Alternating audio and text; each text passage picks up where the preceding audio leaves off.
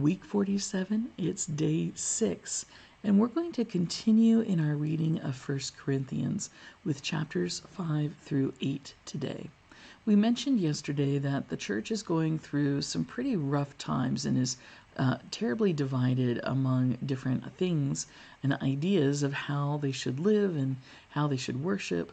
And we see some of the specifics in that in this portion of the letter that Paul writes today.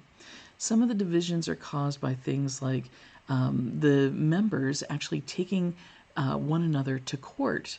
And not only that, but taking them to pagan courts for justice rather than resolving the disputes internally. They are having encounters. There are those who are having encounters with prostitutes, and there's division over whether or not that is proper and appropriate. You know, some of the letters that we see in the New Testament can be difficult to suss out because we're looking at them from a 21st century American perspective. And it's much easier if we understand the cultural background. But not all of us are historians or specialize in the Roman Empire of the first century. And so it can be useful to go to study helps for some of this information. One particular offering is called mystudybible.com, and you can find some interesting information there to help you understand the cultural context of what's going on and why this is a big deal for these first century believers in the city of Corinth. Specifically, we see in chapter 7 that there's a question of whether or not believers should marry. And it's interesting because as we look at Paul's writings from the earliest to the latest, at the beginning of Paul's missions, he really believed that Jesus Christ was coming back very soon, within his lifetime.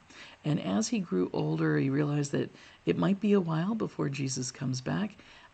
He went from, suggesting that people may not need to marry because it would take their focus off of sharing the love of Jesus with other people, to recommending that they do perhaps need to marry, especially if it's involving the protection from sin, being able to perpetuate the faith, and so there were valid reasons.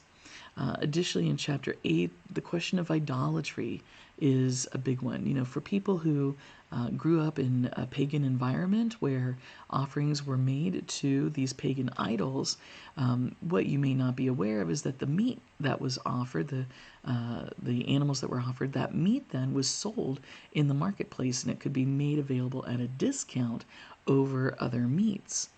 And so there was the dispute, should we eat meat that was offered to an idol?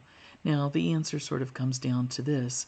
It doesn't matter because the idols are false, and so it's not really being given to a false god. For those who wanted to be very precise, they would say, no, you can't do that. And Paul says, it's fine. But on the other hand, if you have someone who sees you eating meat that was sacrificed to an idol, they might become confused. And in that case, you don't want to cause them to stumble in their own beliefs. It's very similar to the notion we have in the United Methodist Church, wherein we do not use wine during communion. That came out of not because wine is bad, but recognizing that we have brothers and sisters who are susceptible to alcoholism, and in not wanting them to stumble, instead of using wine, we all use grape juice instead.